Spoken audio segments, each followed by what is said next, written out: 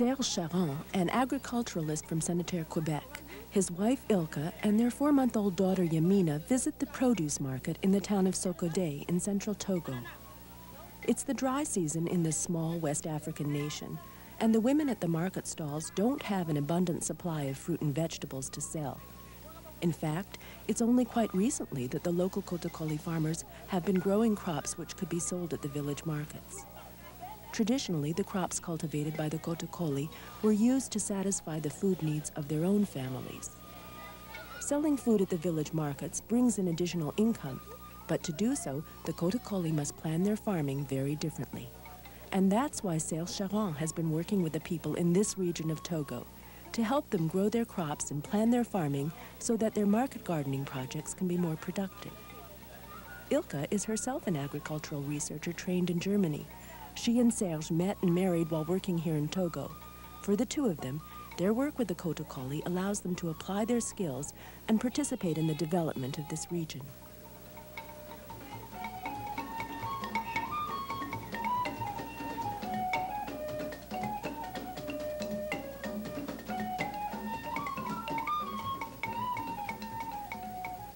I decided to come to Africa because I was looking to do something different than I was doing before in Canada. I've been here for 2.5 years now. For the first year, I had a little over $7,000 per year. And now, because of the children and my wife, I have about a little over $12,000. So compare with Canada, I'll have $30,000 to $35,000 a year. So I'm not here for money. I have a lot of satisfaction in my work because working with people is like we do here. You know, it's a source of life, the work that we do, instead of source of money and source of learning.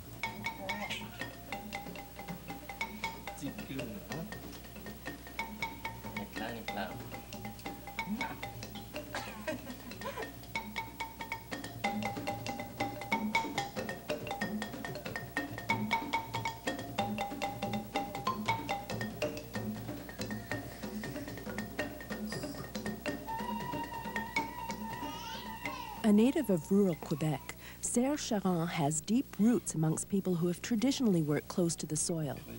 While he himself has a university degree in agriculture, many in his immediate family are lumberjacks, miners, foresters, and farmers, a good background from which to understand the farmers he's working with here in Togo. Serge has been hired by CUSO, a Canadian international development agency, to work with a Togolese rural development group. His job is to assist local farmers to grow crops which they can sell at the village markets. Traditionally, local vegetables were picked wild or farmed without any special care. Serge's intention was to introduce agricultural methods to increase the yield of the farmers' crops. The Kotokoli farmers were quite receptive to learning about seeds, fertilizers, and crop maintenance, but it soon became evident the real problems they were facing lay elsewhere. Their farmland itself had over the years become depleted. Only 15 years ago, they had been able to farm on land right next to their villages. Today, they have to travel up to 15 kilometers to find arable land. Serge Charon was soon to discover that this area, once home to a tropical dry forest, yielding an abundance of fruit and vegetables, was now drying up. Serge spent his first few months in the country traveling throughout the entire region. He wanted to discover the extent to which the local landscape had deteriorated. What the Kotokoli farmers showed him was a region faced with a major environmental crisis. Soil erosion was now threatening their very livelihood. Farmlands, traditionally left fallow after a 5 to 8 year crop cycle, were now being farmed year after year, yielding crops of low nutritional value. This region of Togo is 200 kilometers south of the Sahel, an area only recently the scene of widespread drought and famine. Many of the problems faced in the Sahel are now beginning to appear here. Dry farmlands are one sign. Another is the disappearance of the forests. Increases in population have resulted in more trees being cut down to be used as firewood. As the forests have become more sparse, the women who cut and carry the wood have had to travel greater distances to get the wood they need. And without trees to retain the seasonal rainfall, the water now runs off, leaving the soil to erode even further. As Serge describes, the effects are now far-reaching. This river is the River Mono, And as you can see, it's dry now. But 15, 20 years ago, this river was flowing consistently all through the year. But now we are in the dry season, in the middle of the dry season, there is no water flow. And that lasts for 4 months during the year, so there is no water in the river. And this river was the main source of water, supply of water for the next town, a few kilometers from here. But now to assure their supply of water, they had to dig wells to replace this river during the 4 months of the year.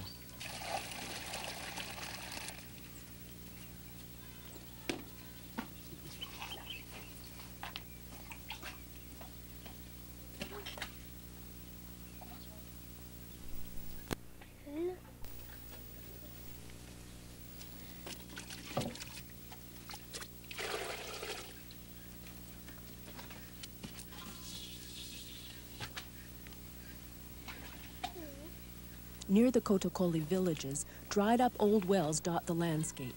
Next to them, villagers continually dig new wells in order to maintain their water supply. What became apparent to Serge Charon is that the Kotokoli could face a life-threatening crisis within 15 to 20 years if the desertification of this region continues.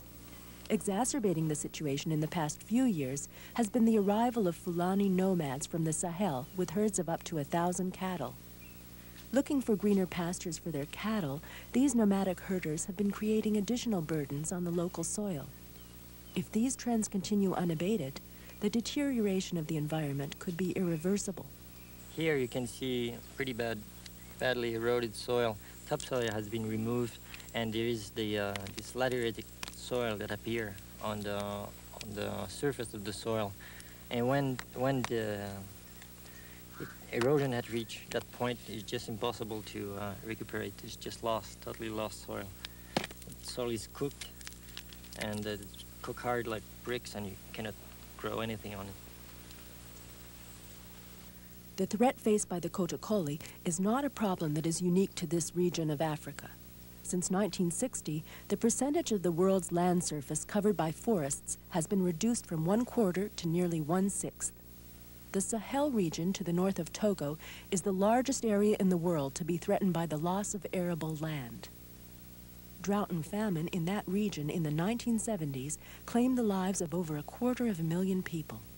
Since then, trees have been planted in an effort to reclaim the desert.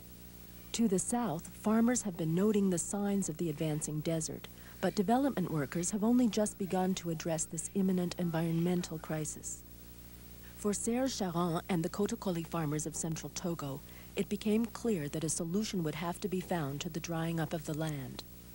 The market garden projects they were developing could only bring short-term benefits and not prevent the looming environmental and human crisis.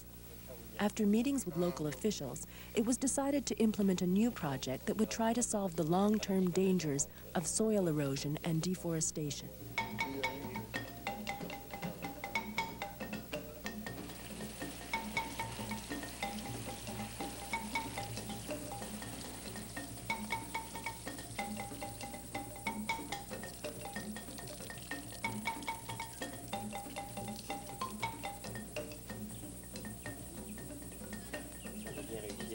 If trees could be grown in the desert of the Sahel, then they certainly could take root in what was once the tropical dry forest of central Togo. Serge Charon began working with the Kotokoli farmers, teaching them how to reforest their land. The project began when a group of farmers made a request to grow trees on 10 acres of land.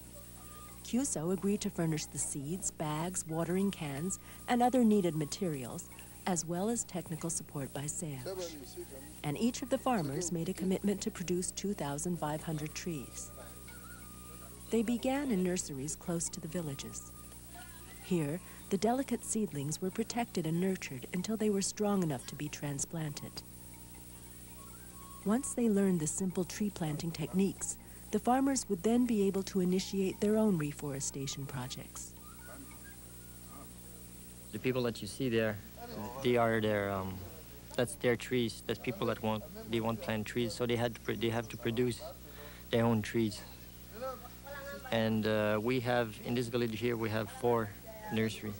The main characteristic of these trees, which are cassia and albizia, they are fast-growing trees, and they are soil regenerator.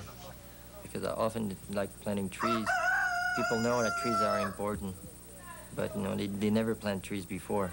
So they need little advice just to get them started. And once they are started, they can do the job pretty well by themselves.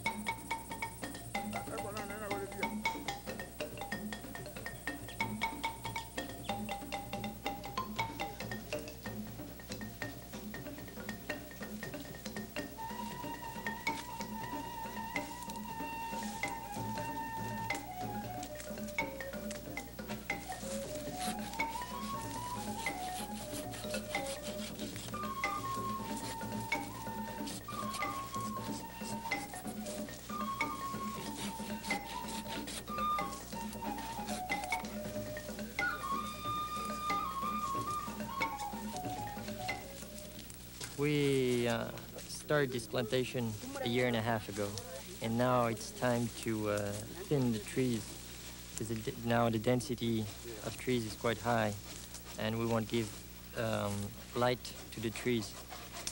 So they are thinning the trees, and that will give us some firewood this year. Of course, you can use trees for do charcoal, firewood, or plank, and poles for roofing. By covering the soil, we protect it from erosion. There is much less runoff now, so the water, instead of going fast in the river, the water can sink in the ground and go to recharge the water table. So but at the same time, that's lower temperature of the soil. If there is water, there can be life, microbial life that regenerate the soil. The villagers, they couldn't believe that trees were going to grow here, because there was nothing growing here. And they are very surprised after a year and a half to see 25,000 trees that grow so fast. And they can feel that the soil is become richer with increasing organic matter. 25,000 trees after only a year and a half is an impressive accomplishment. But what about the short-term food needs of these farmers and their families? Farmers said trees are nice, but we cannot plant them everywhere, because we need to grow food.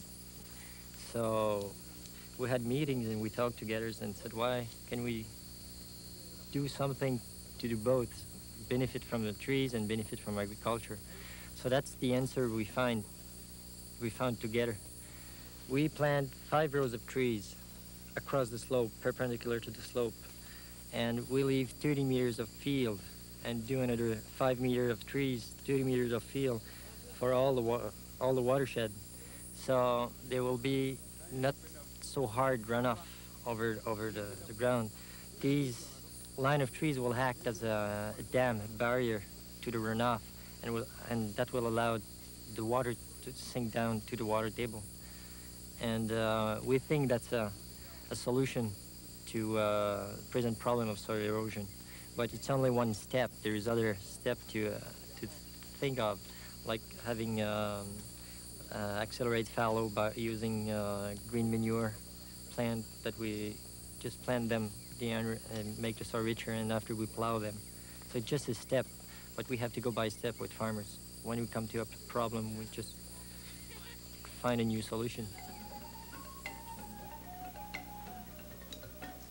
After 2.5 years of working with the Cotacoly farmers of central Togo, Serge Charron is preparing to leave.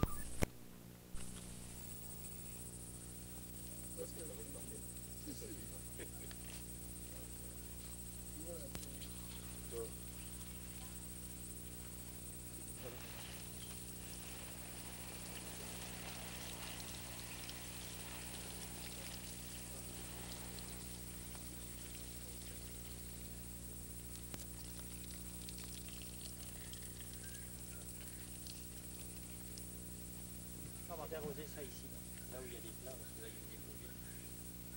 Non, il va tout.